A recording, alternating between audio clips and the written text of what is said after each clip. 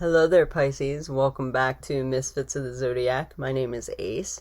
I am doing a 3-card pull plus 2 oracle cards that came out for you for the month of October.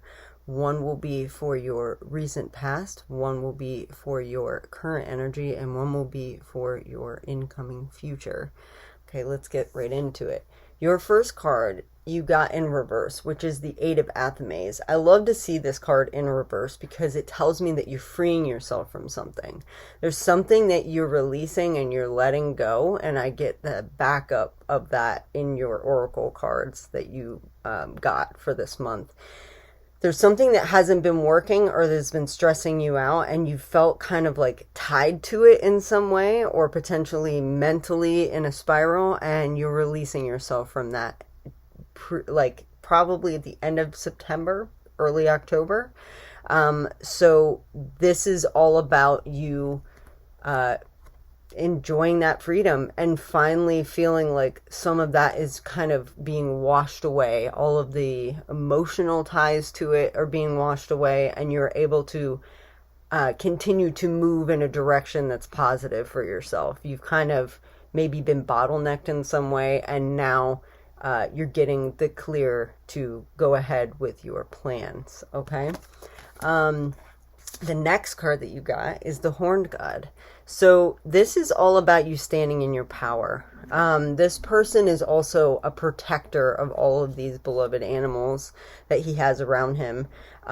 This could basically just be now that nothing's bottlenecking and you're able to move through the energy and start working towards the thing that you were previously working towards that just didn't seem to wasn't going anywhere.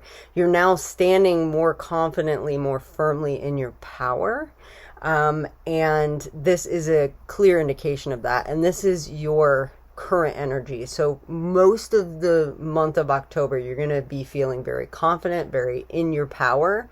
And I would encourage you to just allow yourself to be in that energy and not go back to the Eight of Athames. This is already done, dead, over with. Let it go. Let it release. Don't get caught up in the energy. You are safe to move forward. So bring in some of that confidence for yourself. You got this, okay? And then your near future, you have the Two of Cups. Sometimes this is kind of like a love card. I personally think in this reading, it's more you aligning with your higher self. And I think your higher self is bringing things to light for you that were keeping you in that stuck vibe. And what set you free is now wisdom for you. It's wisdom of what not to do, or potentially wisdom of what got you to the place where you could break free from this energy, if that makes sense.